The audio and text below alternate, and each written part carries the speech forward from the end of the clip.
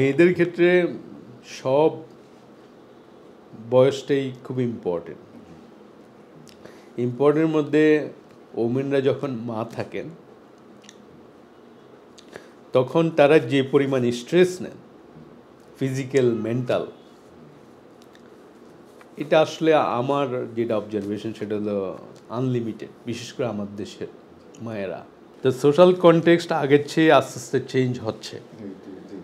এটা চেঞ্জ হবে যে আমাদের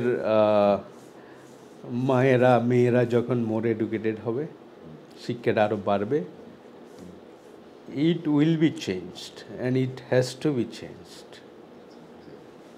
আদার ওয়ে এই দেশের আপনার 50% ওমেন, তাদেরকে নিশ্চয়ই আপনি এই শুধু হোমওয়ার্ক করানোর জন্য ইউনিভার্সিটি কোয়ালিফাইড করতেছেন না, তাই না? আর তাদের ওয়ার্কফোর্স যদি আপনার ইয়েতে না আসে তাহলে তো একটা কান্ট্রি আসলেই উন্নত হবে না।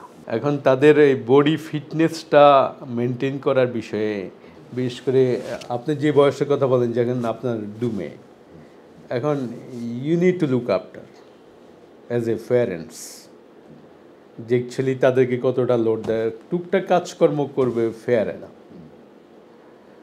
বাট তার ফিজিক্যাল কন্ডিশন ঠিক আছে কিনা, সে বেড়ে উঠতেছে কিনা, তার প্রপার নিউট্রিশন হচ্ছে কিনা, ব্রেন ডেভেলপমেন্ট হচ্ছে কিনা, সেগুলো আপনার প্যারেন্টস হিসেবে দেখতে হবে এবং সব প্যারেন্টসকে সেটা দেখা উচিত।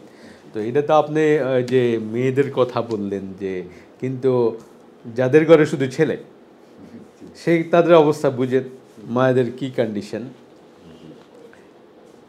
তো মা হয়ে দায়িত্ব পালন করা প্লাস এটা মানে বডির উপরে অনেক বড় একটা লোড যায় এবং এটা লাইফ লং চলতে থাকে কিন্তু অনেকটা বলতে পারে। তো পরিবারের যারা পুরুষ আছেন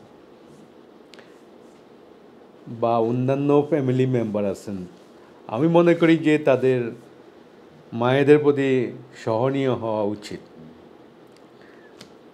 মারা হয়তো অনেক সময় মেজাজ খারাপ করতে পারে, সেটা হলো যে প্রেশারের কারণে করে, সেটা মানে অন্যদের একটু বুঝতে পারলে তখন মারা সেটা মোর কোপ আপ করতে পারে। তো এখন যে মায়েরা দেখা যাচ্ছে যে কাজ শেষ করতে করতে তার সকাল হয়, কাজ শেষ করতে করতে তার গভীর রাত হয়, ঠিক আছে? তো যদি এই সার্কেলের মধ্যে থাকে, সে কখন তার শরীরের যত্ন নেবে?